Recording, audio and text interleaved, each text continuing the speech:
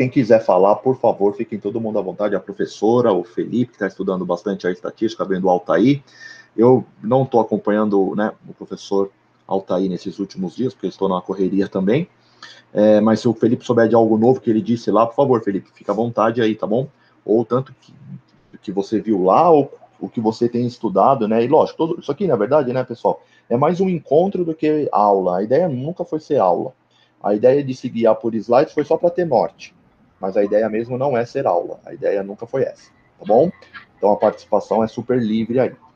O Altair é aquele professor da Unifesp, é isso? Isso, o professor da Unifesp. Isso, e realmente eu segui o seu conselho e comecei a ver do zero. E realmente é muito melhor. Embora as aulas sejam longas, mas a gente acompanha bem. Realmente, para mim, foi começar do zero. Eu estou gostando bastante. Fica muito bem. Sim, ele explica bem, né? Acho que ele explica bem, ele é engraçado também, isso ajuda, sabe? E é isso, ele dá uma base muito boa, por isso que é legal assistir o módulo 1, porque aí depois as coisas um pouquinho mais complicadas no módulo 2, você tendo a base do 1, já te dá embasamento aí para seguir adiante, né? Sim, eu achei muito bom. Eu ainda estou bem no começo, porque os vídeos são longos, mas a gente consegue acompanhar tranquilamente, entendeu? Não tem nada assim que você precisa voltar. Isso, né? E o legal é que ele faz a prática também, né? Normalmente ele roda os testes em alguns programas, e aí ele te mostra na tabela o que você tem que ver, isso é bom. Não, ele usa os recursos visuais bem, né, para te mostrar.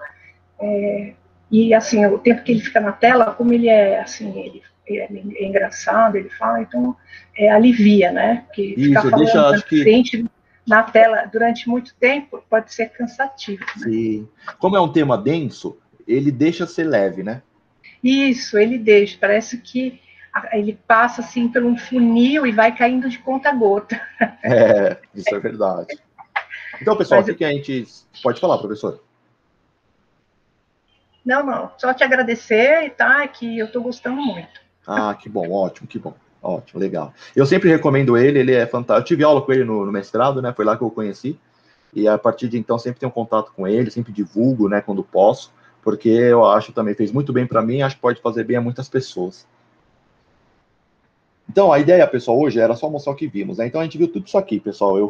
Eu e o Camilo fomos vendo, né, no livro que passamos, tá? Então, só para colocar, né, o que vimos ano passado, 2020. Então, a gente viu tipos de variáveis, né? Tipos de delineamentos, diferença entre população e amostra, medidas de tendência central, erro amostral, alguns tipos de gráficos, né, para dados descritivos, tipo histograma, boxplot.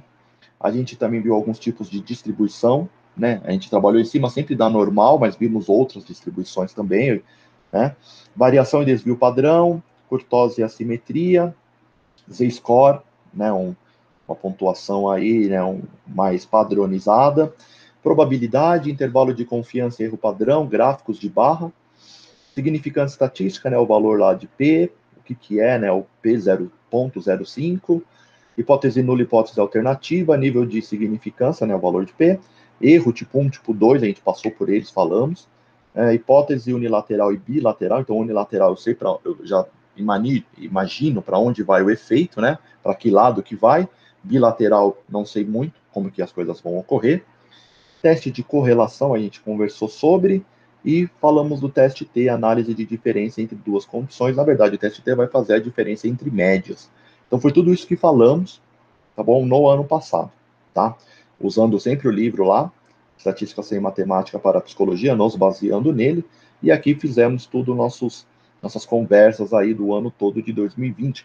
E assim, né, nós iniciamos esse projeto, acho que foi, o Camilo tá aí para poder falar com mais exatidão, se ele souber, eu acho que foi o segundo semestre de 2020, né, mais ou menos em agosto. Na verdade, 23 de julho.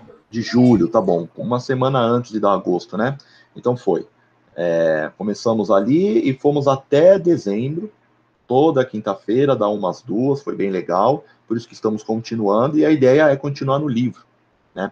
E ter o grupo lá no WhatsApp ajuda também a gente poder dividir conteúdo, vídeos, professores que estão dando aulas em vias remotas e deixam gravadas as aulas, né? A gente poder trocar conhecimento ali para a gente poder, todos aqui, crescerem nessa área aí, né? Melhorar aí ou reforçar o que já sabe, ou até aprender algo que não sabe, tá? E aí, então, na sequência do livro, né? Paramos no capítulo 7, e a ideia hoje, pessoal, falar do capítulo 8, conversar, né? Que é questões de significância estatística. Aqui ele vai falar mais sobre tamanho de efeito, e ele vai falar também sobre poder, né?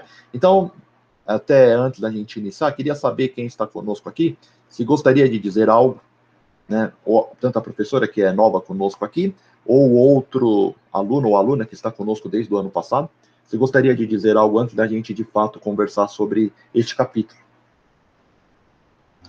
Não, eu vi pelo índice, né? Eu fui passando, ver se tinha alguma coisa que eu não conhecia, mas eu conheço tudo. Veja, eu estou usando o verbo conhecer e não saber. Mas algumas coisas eu tive que voltar para ver a explicação dele. Achei extremamente didático também, né? Realmente pega pela mão. Mas aí eu já dei, entendeu? Já fiz o meu glossário aqui das coisas que eu não lembrava mais o que era. Mas não tem nada que eu nunca tenha visto. É tranquilo, pode ir para o 8 também. Perfeito. Wander, Obrigado. Pode falar. Volta no slide anterior. E aí, o pessoal, se vocês tiverem alguma coisa, a proposta era também ter alguma coisa dessa que não ficou claro, pode falar, não tem problema. Eu e o Ivan deixou combinado, a ideia é anotar aqui, a gente dar continuidade, na próxima a gente retoma alguma coisa que tenha ficado, não tenha ficado claro e tal, justamente para poder prosseguir, tá bom? Então, só para reforçar. Wander, uma pergunta da aplicação prática mesmo, né? Legal. Por exemplo, a hipótese unilateral e bilateral. Porque quando a gente roda no programa, sempre é bilateral, né? Por exemplo, no Jamovi e tal, né? SPSS. E a unilateral. Assim, ó, eu vejo assim, tá? Pelo que eu fui aprendendo, tanto com o Altair, né? Que eu não sei se tem programa que dá para você escolher. Eu acho que no R, como o R ele te dá liberdades, acho que você consegue escolher isso. Mas nos JASP, Jamovi, SPSS, que já está tudo programado, no fundo, acho que essa hipótese unilateral e bilateral é mais do que, de fato, a execução das equações e do programa, é mais a sua hipótese. Então, assim, é mais a sua ideia teórica sobre o efeito que vai dar, né? Então, ó, vamos pensar na vacina do Covid, né? Quem aplicou a vacina, a ideia de quem aplicou nos testes, a ideia deles era bem unilateral, porque no fundo eles queriam que quem tomasse a vacina desse certo, que era esperança para que a coisa vingasse, né?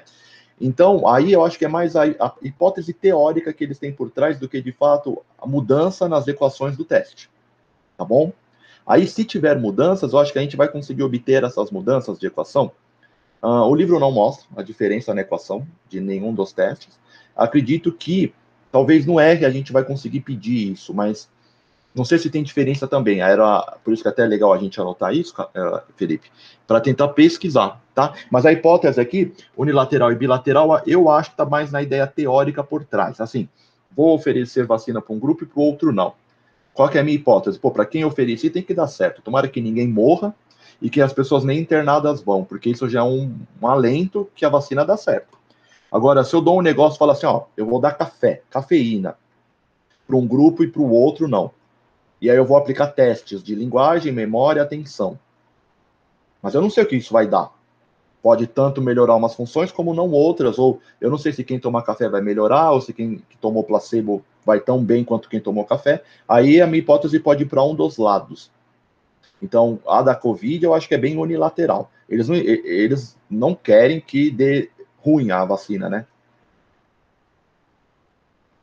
Boa. Faz bastante sentido mesmo, né? Porque nos programas eu não cheguei a ver nenhum que tem essa hipótese unilateral. Mas faz sentido a gente fazer a bilateral no programa e a gente pegar, tipo, o tamanho de efeito para explicar a parte mais teórica mesmo, né? Eu acho que sim, isso mesmo. O tamanho de efeito vai ajudar a explicar a diferença dos grupos. Com certeza, aí o pessoal da Covid usou vários tamanhos de efeito para mostrar que teve diferença significativa e a magnitude da diferença foi alta entre os grupos. Né? Vamos falar de tamanho de efeito hoje? Então dá para a gente ter essa ideia. Mas eu acho que é isso mesmo, viu, Felipe? É o jeito que eu raciocínio sobre, tá? Boa. Obrigado, hein, Wander? Pô, que isso. Beleza? Então, a ideia, capítulo 8, pessoal. Se alguém tiver alguma dúvida de o que já foi passado, por favor, fale conosco aí. E aí a ideia é aquilo que o Camilo disse, a gente tentar trazer aí reflexões sobre esses tópicos que estão nebulosos para algum, tá? Beleza. Aí, o capítulo, né, ele separa umas questões e ele fala lá que é aquela, porque ficou algo muito já colocado, nós falamos bastante disso, né? Acho que lá no ano passado, o P.05, né? Ficou uma margem aí, várias áreas utilizam, e ficou um critério que acima disso deu ruim, abaixo disso deu bom. Né? Infelizmente, ficou muito fixo nisso. E aí, ele até coloca, né? Os autores do livro colocam isso aí, né? Por exemplo, um ponto 0,49, ponto 0,51, será que tem diferença? Né? Então, ficou, ela fez essa reflexão, e ela até coloca, até aí eu sugiro, né? No livro, ela coloca 2 pesquisadores comentando sobre esses fatos, aí é tipo um diálogo, né? Abre aspas, o cara começa a falar.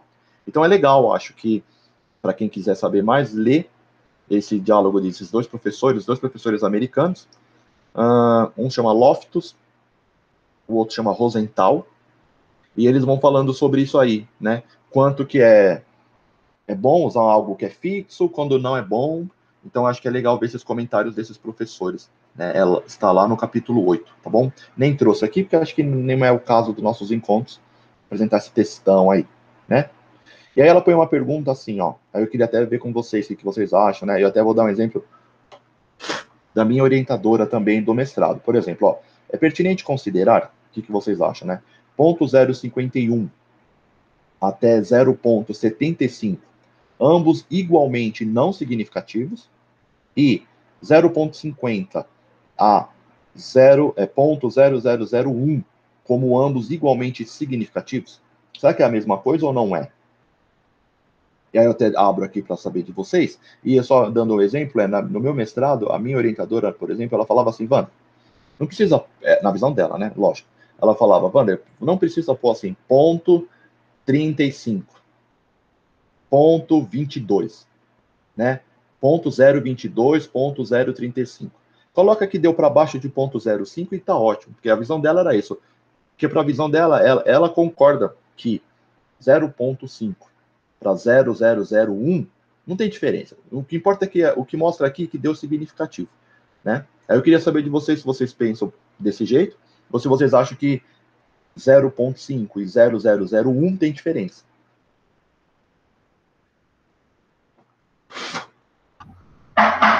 Eu acho que tem diferença, senão não faria sentido. O que ele fala realmente o que parece que são regras que não fazem sentido, entendeu? E na literatura a gente vê no uso, né? A gente vê as coisas assim bem díspares.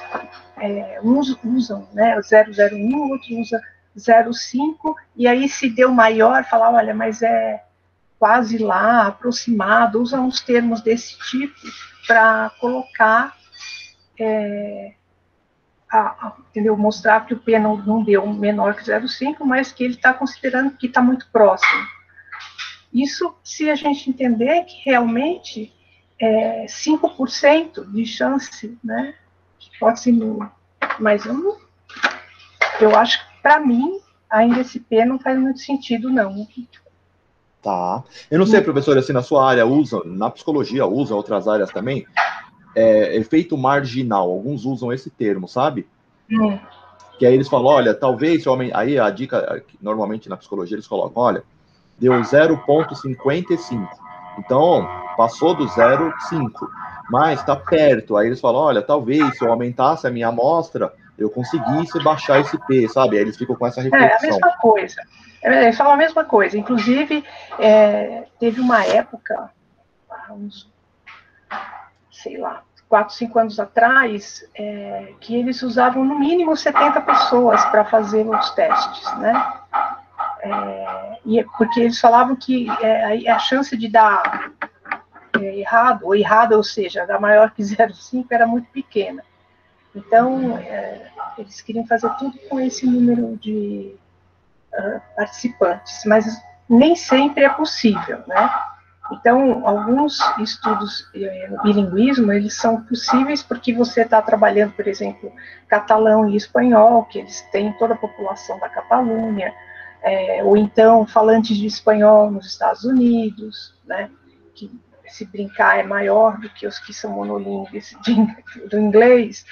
Então, dá para se dar um luxo, né? Mas na maioria dos casos, né, eu acho que na psicologia, dependendo do que está se estudando, e, por exemplo, se você está trabalhando com sala de aula, é muito difícil você ter um participante com o mesmo perfil, com tudo que você quer, e você ter um número muito grande, 70.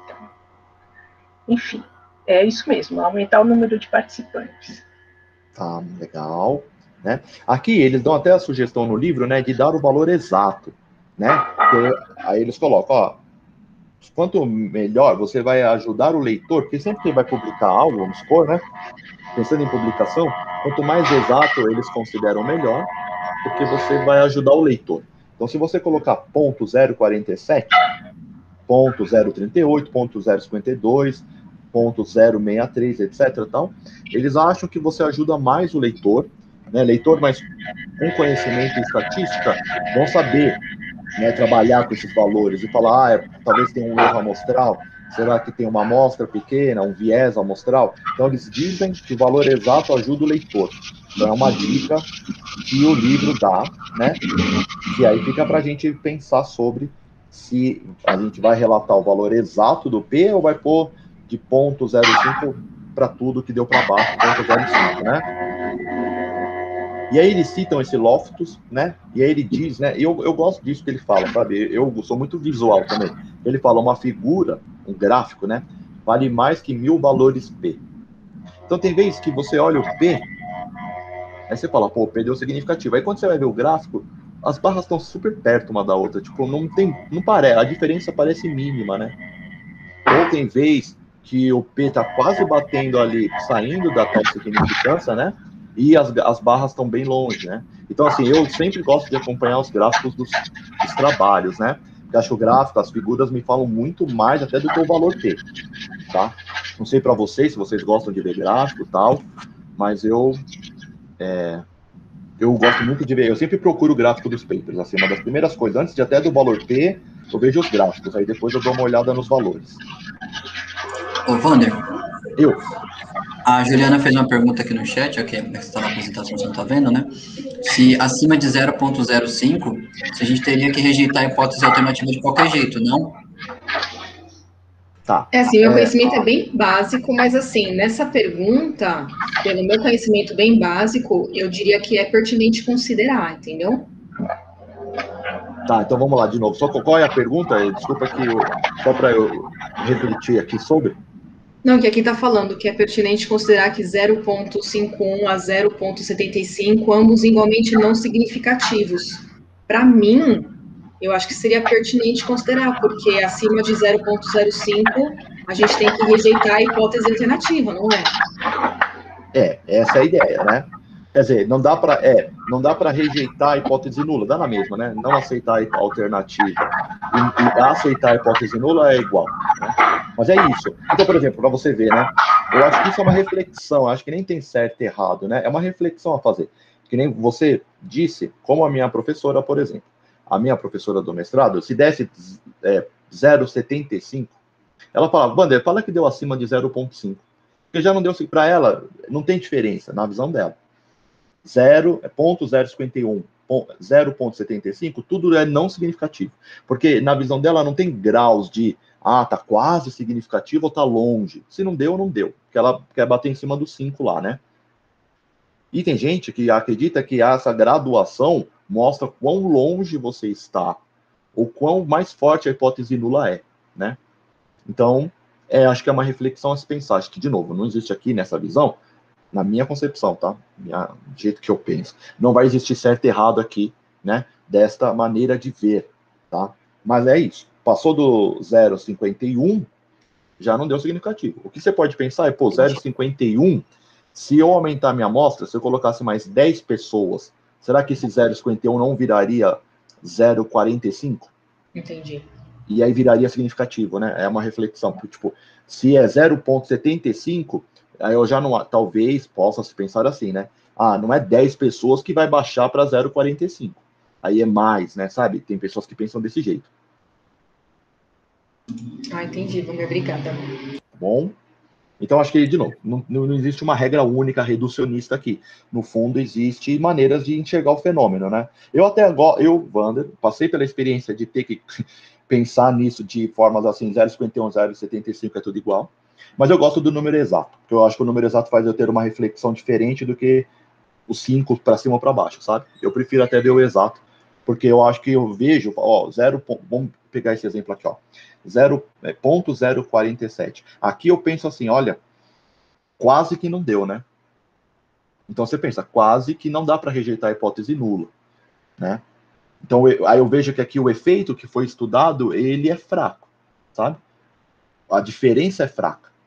Eu penso assim. Aí tem o tamanho de efeito para nos ajudar a pensar sobre isso. Mas aí se eu já vejo assim, ó, também 0,52, eu falo, olha, tá quase lá, sabe? Tipo, isso vai, né, te permeando uma reflexão diferente, eu acho. O que eu já vi até conversando com algumas pessoas, vendo uma questão de literatura, é que é mais pertinente realmente você colocar o valor completo, desde que seja padrão, até, sei lá, 2 ou 3 valores depois da vírgula, justamente por conta do fator de replicabilidade, para gerar outro tipo de reflexão. Então, por exemplo, o cara vê lá que estava 0,51, era a única coisa que não estava tão próximo do 0,51, não, 0,050, por exemplo, 0,49, que ainda estava bem perto, sabe? Para poder refletir e ver se, olha, talvez todo o resto está dando significativo, só isso que não, talvez não teve alguma coisa que você poderia ter mudado, sabe? Então, quando você coloca assim, não, fica muito binário. Então, acho que por uma questão até de aplicabilidade, questão de reflexão, normalmente o pessoal sugere colocar o valor completo, pelo que eu já vi. Assim, não todas as casas decimais, claro, mas pelo menos umas 2 ou 3. Eu acho interessante porque se a gente pensar dessa forma, né, 0,47 e 0,52 não é muito diferente, embora uns vai poder ser considerado significante, outro não. Mas se a gente for pensar no quase não deu, ou passou um pouquinho, a gente tem uma visão maior do experimento e que variáveis você poderia mudar para conseguir um valor diferente, né? Um valor, um P menor ainda. Então, dizia, por exemplo, 0,01. E aí você vai ver o número de participantes e outras questões que estejam lá no estudo que você está fazendo. Mas eu acho que realmente colocando exato é importante. Né? Ou então, quando você falou de gráfico, não tem aquele de gráfico que a pessoa põe um asterisco, que quer dizer que foi significativo? Sim, é isso.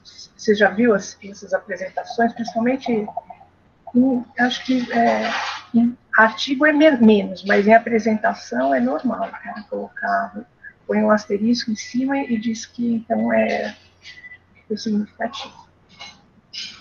Isso aí coloca para, tipo, normalmente gráfico de barras, né? Tem uma barra do lado da outra, o tamanho, aí tem umas que apresentam um erro padrão, né, ou desvio, né, dentro da barra, e põe o asterisco ali, né. Eu acho que o asterisco, também ele tá ali, ele pode te enviesar, né, porque você olha e aí você vai saber, pô, beleza, ele tá me apontando então que condição A para condição B teve diferença. Mas aí você olha as barras, você fala, pô, mas parece que nem quase tem diferença as barras, né.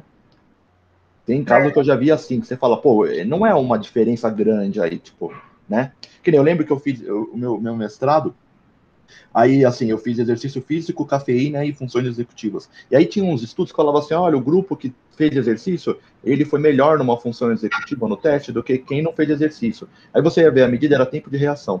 E eles tiveram uma melhora de 175 milésimos de segundos, né, milissegundos. Eu falava, pô, mas isso é imperceptível. Na vida real, qual é a diferença alguém fazer algo mais rápido? 175 milissegundos, né?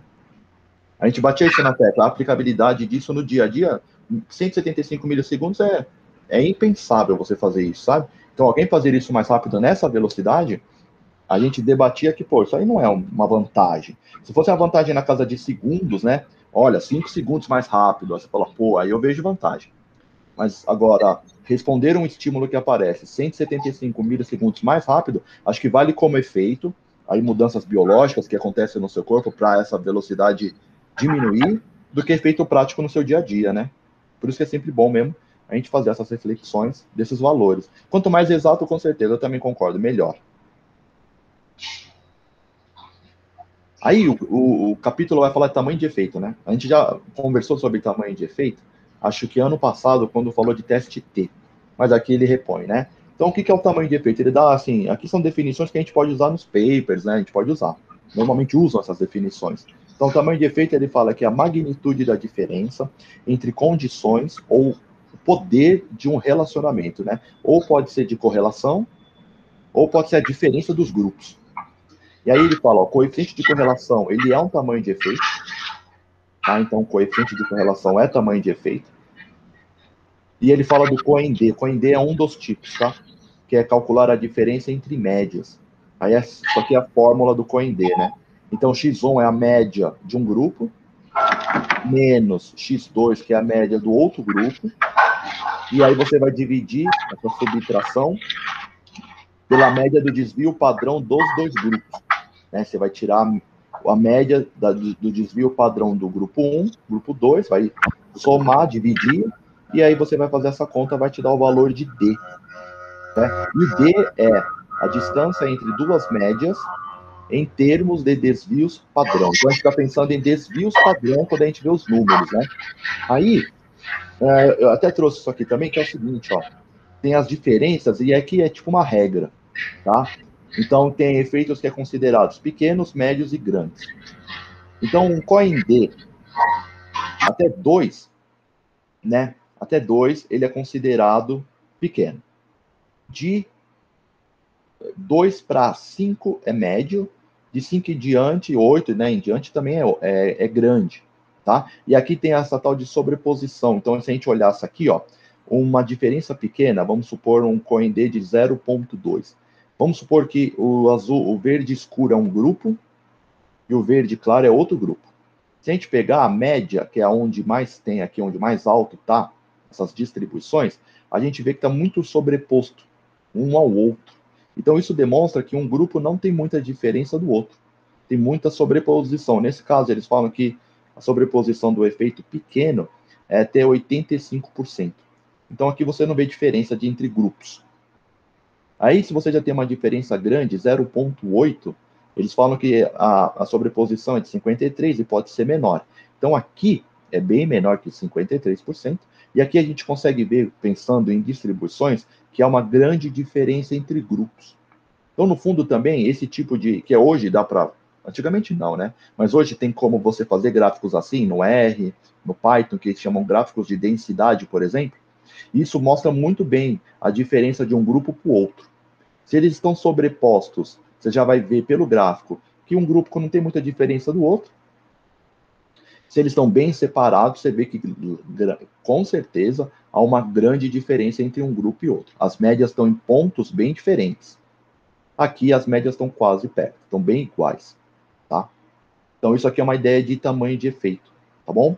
Aí, pessoal, só vou pedir licença que eu vou só mostrar para vocês uns sites sobre tamanho de efeito, porque existem vários tamanhos de efeito. E aí depende muito do teste estatístico que for ser usado. Teste T, por exemplo, dá para usar COEND. O R de correlação, usa na correlação, mas existem outros. E é aqui que eu queria mostrar para vocês. Então, eu vou pedir licença aqui. Como a tela está sendo compartilhada, eu vou mostrar para vocês. Então, vamos lá. Aqui, ó. Esse site aqui, uma vez, acho que o Altair me mostrou. Ele mostrou outro melhor que eu quero achar, vou mandar para vocês. Mas aqui é para você poder calcular o tamanho de efeito. O programa que calcula é um site. Você joga os valores que precisa, a média, desvio padrão e o número de participantes. Ele computa, né? Ele vai computar vários tipos de tamanhos de efeito. Então, tem vários sites que fazem isso, tá?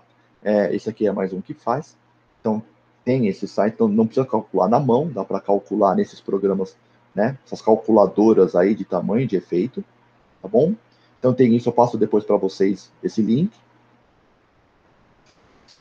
Tem esse outro, que é de Cambridge, né? Que é do MRC, até onde foi a professora Maria Tereza fez pós-doc dela. E aqui nessa página, pessoal, ele tem até as referências lá no final, deixa eu ver. Tem as referências, então é legal, porque está embasado essa parte, pelo menos. E ele te dá essa tabela, ó. Essa tabela é legal. Ele vai te dar alguns tamanhos de efeito, ele vai falar onde usamos, e vai colocar determinação de pequeno, médio e grande. Então tem, ó, vamos ver. Tem o COEND aqui, e ele deu igualzinho lá, né? 0.2, 0.5, 0.8. Pequeno, médio e grande. Aí tem Odds Ratio, aí tem Coins F, que é regressão múltipla, é análise de mediação, tem aqui também mostrando, tem regressão múltipla também, que é o Weight Square, aqui é uma regressão de uma via, então é legal, ó, uma manova de uma via, uma ANOVA, e tá no field, a gente usa o field também de vez em quando, então é legal aqui pra gente, se a gente for tirar um tamanho de efeito, e não saber se esse tamanho de efeito é pequeno, médio ou grande, esse site é legal para isso. E ele tem as referências, então dá para citar também as referências que ele está usando aqui embaixo. Então fica uma dica aí. Eu também vou mandar lá no grupo eu acho esse site legal, né? E aqui, ó, se você quiser entender melhor cada um deles, tem os links para você entender melhor como eles funcionam, tá? Então tem essa dica também do tamanho de efeito para saber a relação ou a diferença entre os grupos, tá bom? O outro que eu queria mostrar é esse, que eu achei bem legal, do R, tá? Como é que é? Porque existem assim, pessoal, existem várias pessoas que calculam tamanhos de efeito com valores diferentes.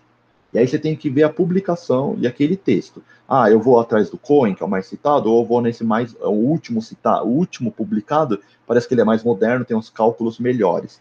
E aí como a gente pode saber, né? Se 0.2 é pequeno, mas para o outro pode ser que 0.2 não seja tão pequeno.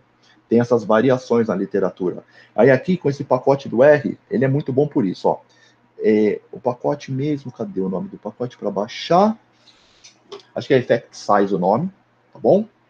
Do pacote, né? Aí, o que você precisa colocar? Você vai colocar isso aqui, ó, Interpret R, né, que é interpretar, aqui, por exemplo, correlação, né, ó. Então, se você colocar o X, é o valor que deu lá. Ah, a correlação do meu estudo lhe deu 0.40. Beleza, você vai pôr esse valor aqui no lugar do X, 0.40.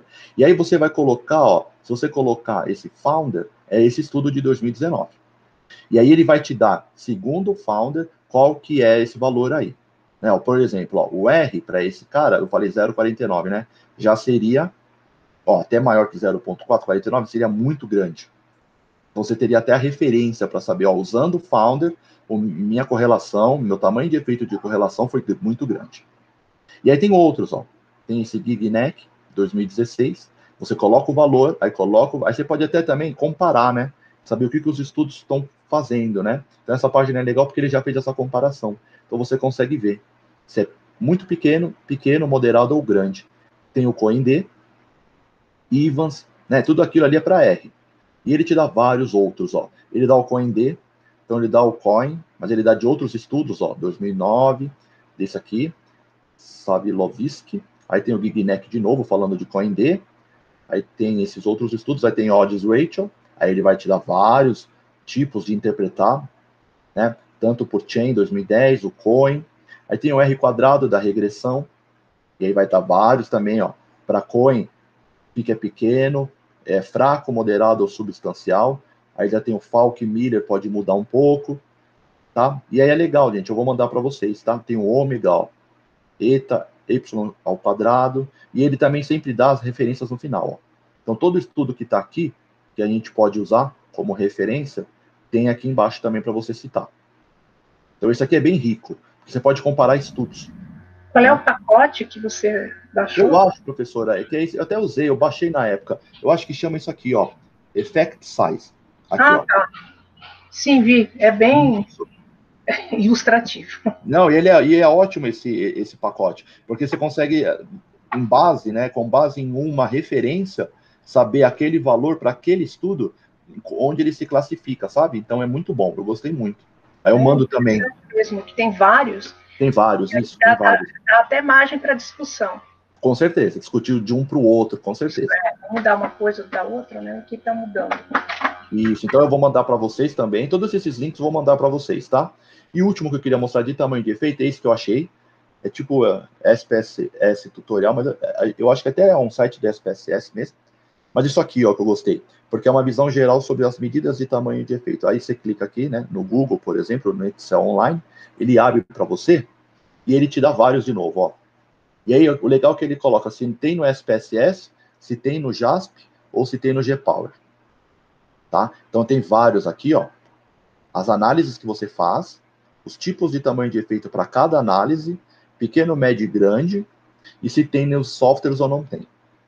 Tá bom? Então esse também é bem legal, eu passo para vocês, né? E aí aqui na abinha de baixo, ele mostra para nós isso aqui, ó. Que quadrado independente, teste independente. Aí ele vai te dar aqui os valores, ó. A nova, parcial et square, ele também te dá os valores de diferentes, né? Então aqui também é para você poder, ó, uma regressão, ou usando R quadrado ou F quadrado. Veja que os valores já mudam, tá? Então esse também é legal para ter uma base, tá bom? E ele te dá tudo isso aqui também. E o legal é que ele fala, tem no SPSS, mas não tem no JASP, mas pode ter no GPower, tá bom? Então eu vou mandar também para vocês aí, né? E tem até a referência aí. Normalmente usa Coin, né? Coin 88. É um livro esse Coin 88. Então tem aqui também, eu passo para vocês, tá bom? Então era isso que eu queria mostrar aqui fora da apresentação, só para vocês verem as possibilidades aí, e todos esses links eu vou mandar. E aí acho que fica para todo mundo poder usar. Acho que é bom. E aí, só para acrescentar, quem estiver vendo o vídeo que não tiver o link, eu vou colocar o link na descrição do vídeo, então a pessoa pode achar lá depois todos esses links. Perfeito, valeu, Camila. Então a pessoa pode achar lá no YouTube, né? Vai ter o vídeo e vai ter os links aí que vão ser disponibilizados. Perfeito. Então, pessoal, aí ele falou então do tamanho de efeito. Então, o tamanho de efeito é para a gente saber se a relação entre as variáveis tem uma magnitude, assim, a magnitude é alta ou baixa, tá? Então, o tamanho de efeito ajuda nisso. E aí é o R da correlação, tá? Só tem uma diferença, pessoal, que eu percebi estudando, assim, ó. A correlação tem aquilo lá, né? Quando a correlação é fraca, média, forte ou perfeita, tá? Mas quando a gente vai ver o tamanho de efeito para o R, eles olham diferente isso, tá? Não é daqueles mesmos valores, muda um pouco, tá bom? Então aí a gente tem que se apegar nisso. Quais são os valores para o tamanho de efeito da correlação? Não é o mesmo quando assim, a correlação deu moderada, então deu 0,5. Tá? Mas para tamanho de efeito, 0,5 já é um tamanho de efeito alto. Então tem essas mudanças, tá bom? Então a gente tem que sempre se apegar nisso, né? Para não, talvez, reportar algo errado. E aí eu mando lá. Quando eu mandar para vocês aqueles links, vocês vão ver que de correlação, tamanho de efeito, a interpretação é outra do que da relação entre as variáveis. A relação é uma coisa, o tamanho de efeito é outra.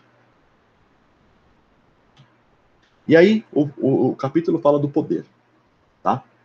E o poder é outra aqui que dá para usar como uma maneira de você citar isso nos trabalhos. O que é poder de um teste? Poder é a habilidade de detectar um efeito significativo, quando um existe. E efeito significa dizer a diferença entre médias, ou relacionamento entre variáveis. O poder é a habilidade de que um teste tem de achar esse efeito.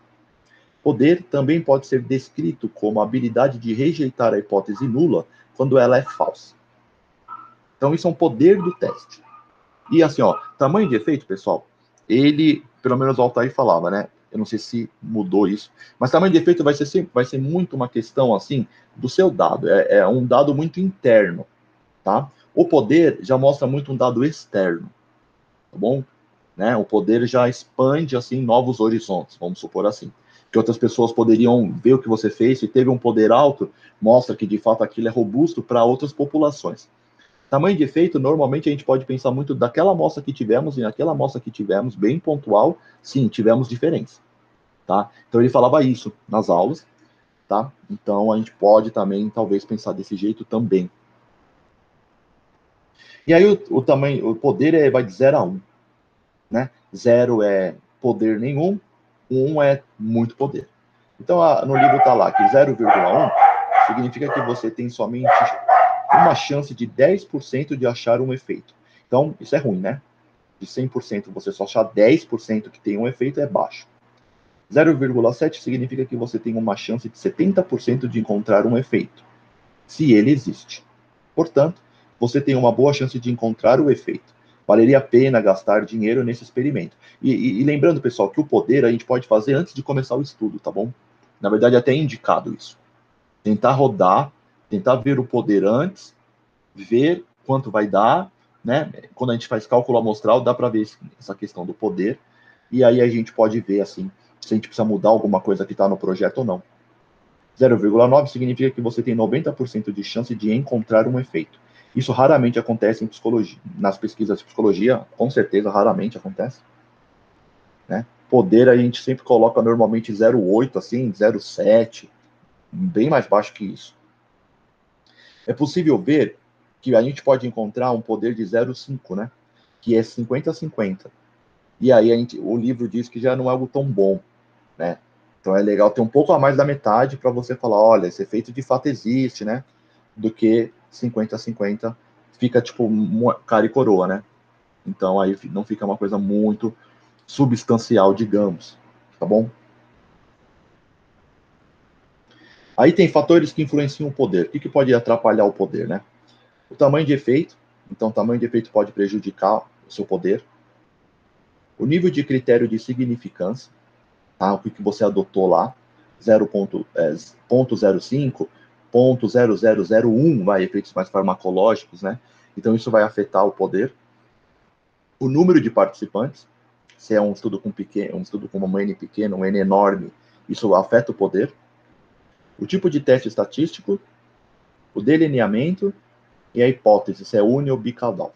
Aí o livro traz, a gente resumiu aqui só para saber, ó, tamanho de efeito. Pô, mas como eu vou saber o tamanho de efeito se eu nem conduzi o estudo, né? O tamanho de efeito vem só depois, né? Então a ideia que eles dão é você pesquisar na literatura, né? Você vê na literatura, porque com certeza alguém já fez algo semelhante, tá? E com certeza a maioria das pessoas hoje citam o tamanho de efeito. Mas se não citar, você pode fazer na mão, porque depende do tamanho de efeito, é simples fazer na mão. Ou dá para fazer aí até nessas calculadoras de tamanho de efeito, você consegue fazer. Então a ideia é, você tem que ter um tamanho de efeito do que você espera alcançar. E aí você vai encontrar isso na literatura, né? Dá uma olhada aí nos artigos científicos da sua área e ver os tamanhos de efeito. Isso vai te dar uma base. Critério de significância, esse quase não muda, né? A maioria das pessoas vai colocar 0,05. Áreas específicas, engenharia, farmacologia, aí eles vão deixar uma probabilidade bem menor, porque eles querem ter muita certeza de acerto, né? Número de participantes, quanto maior a amostra, maior o poder. Então, lógico, isso sempre é bom ter números grandes, porque aumenta o poder, né? Tipos de teste. Aí tem, ó, testes paramétricos são mais poderosos que os não paramétricos, tá bom? Hoje em dia isso mudou, né? Lógico, quando você vai para os modelos generalizados, dá para usar o GE, o GMM, e são testes bem robustos, né? Então, testes antigos não paramétricos, esses vão perder os paramétricos. Mas os testes das famílias dos generalizados, acho que não tem diferença hoje em dia. Delineamento, então, falam que medidas repetidas aumentam o poder, porque reduzem a variabilidade, né? Porque medidas repetidas é pré e pós, então é o mesmo sujeito, então você reduz a variabilidade. Quando você tem dois grupos, a chance de essa variabilidade ser grande, ela existe. Então, desenhos de medidas repetidas aumentam o poder, né? E o teste unicaudal ou bicaudal, se um teste unilateral é adequado, use. As hipóteses bilaterais requerem uma amostra maior.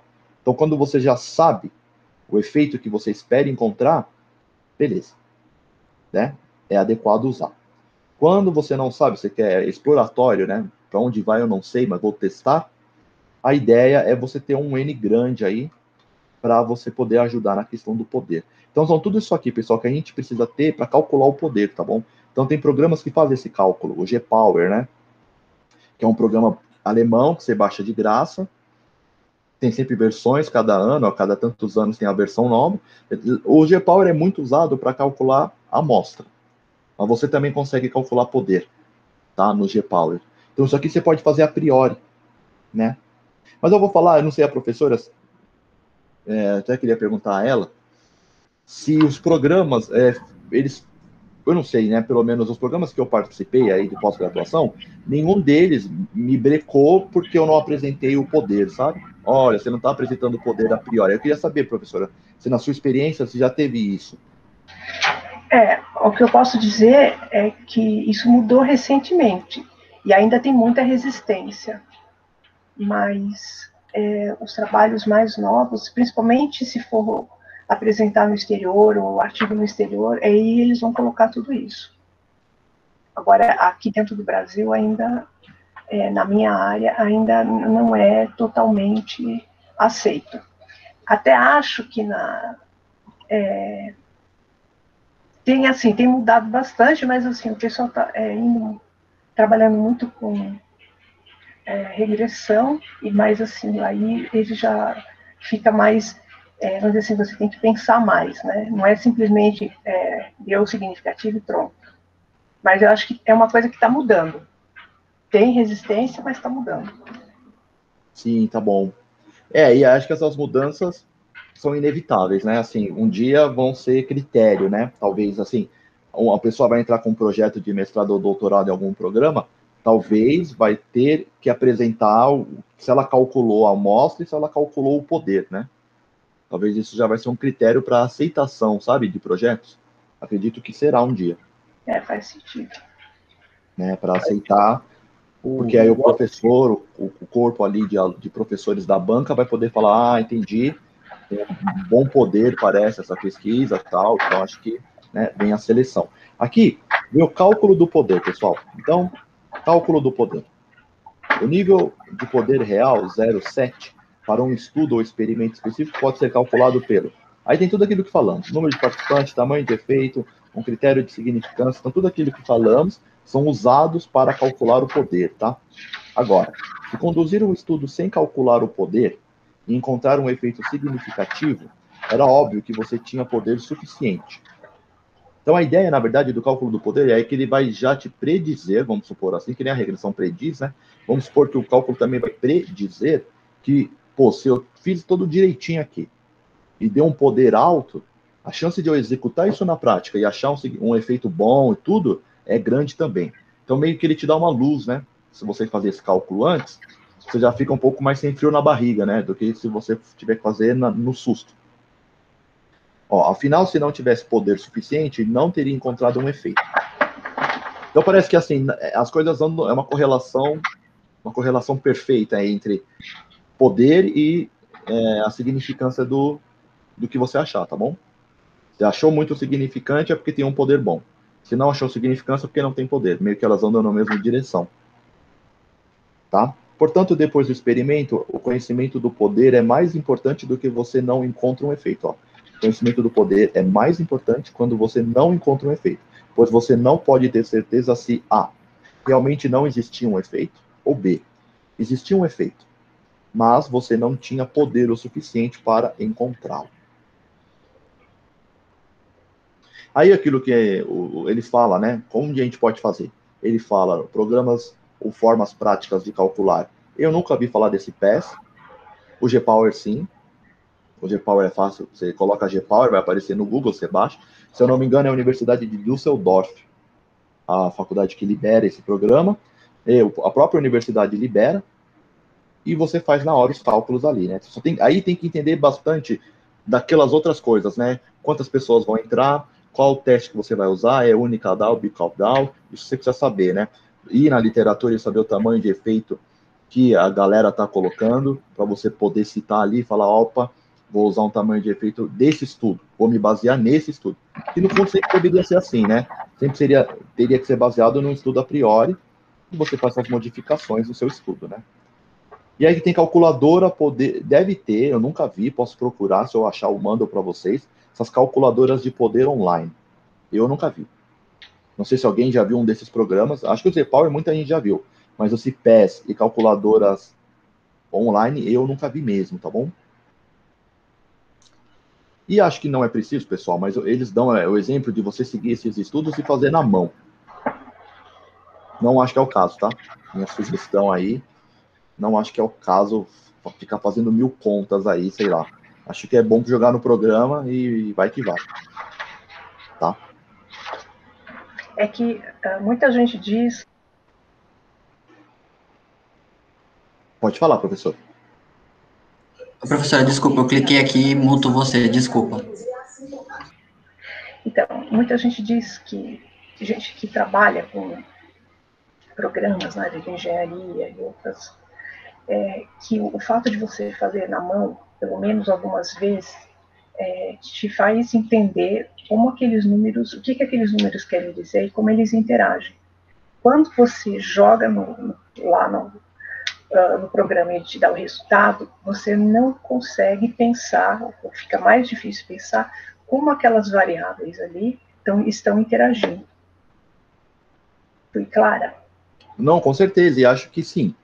Eu acho que é só, eu sempre gosto de fazer à mão, poucas vezes eu fiz, mas eu gosto de saber a equação, sabe? Eu gosto muito de saber a equação e saber onde cada valor se encaixa, né? E o que é legal, eu tento ver isso, tem hora que a gente tem facilidade em obter isso, tem hora que não, que é assim, eu joguei tudo no GPower e ele fez a conta. Aí o que é legal saber é se ele está usando aquela equação canona que está nos livros, ou se a equação dele é diferente, sabe? Se a equação dele for igual a dos livros, talvez vamos chegar no mesmo lugar, né? Se a equação dele muda um sinal, ele colocou algo ao quadrado e a equação tradicional não coloca, aí acho que isso, né, isso é bastante pertinente. E o que a professora falou, com certeza, né, de você trabalhar com os números e saber, né? Porque se você fizer isso que a professora falou, você vai ter, logo que você olhar um número, você já vai lembrar da equação, vai lembrar onde ele se encaixa, e ali você já vai ter uma hipótese do que aquele número vai causar na equação. Se ele vai distorcer, se ele vai trazer algo, um poder grande ou pequeno, quando você tem um conhecimento da conta, né? Acho que o que é legal é saber mesmo também as equações dos programas, além de fazer na mão, é saber como que os programas, qual equação o programa está usando por trás. Isso acho que ajuda muito também a gente saber se é a mesma equação que a gente sabe ou se é uma equação diferente. A professora quer apontar mais alguma coisa? Não, é só isso. Não, é isso mesmo. Eu estava falando que eu vejo muita gente reclamando que os profissionais hoje saem da faculdade e eles não têm ideia. Então, deu um número, eles não sabem o que aquele número quer dizer, entendeu? Como é que chegou naquilo? E agora que você falou, eu lembrei disso. Ótimo, legal. Perfeito. A importância do poder quando nenhum efeito foi encontrado. Vamos lá. Isso significa que o poder é importante antes de executar o estudo e após. Então, a gente pode fazer tanto antes e após, né? Você deve determinar a probabilidade de rejeitar corretamente a hipótese nula antes de iniciar o seu estudo, para não desperdiçar o seu tempo, encontrando centenas de participantes quando poucos seriam necessários. Então, o poder vai te ajudar nisso, tá? Porque, por exemplo, você pode ir na equação, nos programas, e diminuir. Você coloca lá, eu vou querer pesquisar 50 pessoas. Calcula o poder. Aí vai ver, deu um poder pequeno. Tá, então eu vou aumentar a minha amostra. Se você aumentar o número de pessoas, vai mudar o resultado final dessa equação. E aí você pode falar, o poder melhorou, mas ainda não está um poder bom. Então isso é o a priori, é o que te ajuda, é o que está colocado aqui. Aí você foi lá, não sabia disso, foi lá e testou 500 pessoas. Vai saber se é um efeito tão fácil de encontrar que 50 pessoas dava. Então essa é a ideia que eles querem passar aqui, tá? Você precisa determinar o poder depois do estudo, para determinar se quaisquer resultados não significativos foram provavelmente devidos ao baixo poder, ou se realmente é provável que não existam diferenças significativas entre os grupos. Então, posteriormente, é só para você ver se o que não deu efeito, de fato não daria mesmo, ou se tem algum erro amostral, alguma outra questão, tá? Aí no seu estudo. Então, você pode fazer tanto a priori ou a posteriori, tá? Essa questão aí do poder. E aí, intervalo de confiança, poder, né? Então, as médias amostrais que obtemos são estimativas por ponto das médias populacionais, né? Isso a gente conversou ano passado, que se você pegar várias médias amostrais e tirar uma média, ela está muito perto de uma média populacional, que é a teoria central do limite, né? Todavia, se repetíssemos o experimento, é improvável que obteríamos exatamente as mesmas médias amostrais novamente. E isso, é claro, significa que nossas estimativas poderiam ser pouco diferentes das médias populacionais reais. Portanto, seria obviamente útil obter uma estimativa por intervalo, entre a qual poderíamos estar razoavelmente confiantes que nossas médias populacionais se encontram. Né? Então, se você roda 2 experimentos e tira os 2 intervalos de confiança, dá para você ver, né, se esses intervalos estão encostando ou não. Se encostar é porque, digamos, fazem parte da mesma população, vamos supor assim, aquele efeito mesmo que existe naquela população. Se os intervalos, nessas barras de erro que saem nesses gráficos, não encostarem, os intervalos não se sobreporem, você tem aí uma diferença, que é, você coletou a mesma medida, só em amostras diferentes, mas assim, o foco era jovens universitários. Então eu fui na classe A, e na classe A eu fiz a avaliação. Aí eu fui na classe B. Vamos supor que a classe B é a mesma idade, né? Mais ou menos o mesmo número de pessoas eu coletei, e esse intervalo não encostou um no outro. Não precisa ser igual, raramente vai ser igual, mas não encostou um no outro. E aí você tem, então, duas populações bem distintas, né? Porque você tem a mesma medida, mas com intervalos bem diferentes. Isso é o que os intervalos de confiança em torno da média que estão disponíveis sob o comando do Explorer do SPSS, e dá para fazer isso aqui, já movi no JASP, no R, no Python, né? E aí até eles pedem gráfico de barra de erro, né? Porque assim, você pode pôr o intervalo de confiança, vai ter os valores, aí tem sempre aquela regrinha, né? Dica do intervalo, que é, se ele cruzar o zero, deu ruim. Se ele não cruza o zero, a coisa está indo bem. E quando você faz aquele gráfico de barra de erro, se as barras se encostam, né, elas, uma pega a outra, digamos que os intervalos estão se sobrepondo. Se você quer ver diferença, isso não é bom. Se você só quer replicar um estudo, isso é bom. Né? Então, você pode tanto fazer isso discursivo, né, descrever isso, colocar os números do intervalo, como você pode fazer os gráficos de barra de erro, que visualmente vai ter a ideia se essas barras se encostam ou se elas não se encostam. E aí, ó, o uso do intervalo de confiança aparece, ó, o R de Pearson, né, que é a correlação. Capítulo 7 vai falar do teste T independente e de diferença entre médias, também o relacionado. O capítulo 12 também construir em torno de linhas de regressão, dá para ver os intervalos, né? Aí está aqui a ideia do livro. Relate os intervalos de confiança sempre que puder. Eles serão muito informativos para os seus leitores. Mais poder o seu teste tiver, mais estreitos os seus intervalos de confiança serão, né? Então, o valor mínimo e o valor máximo, quanto mais poder, mais perto vai estar esse mínimo e máximo, tá bom? Do intervalo de confiança. Pessoal, era isso. Pelo menos por hoje. Agora já são 2h08, né? Passamos aí uns 8 minutinhos até as 2. E agora podemos, sei lá, conversar, não sei se alguém tem dúvida, né? Agora é um momento mais, né, de conteúdo do livro aqui, acabou aqui, tá?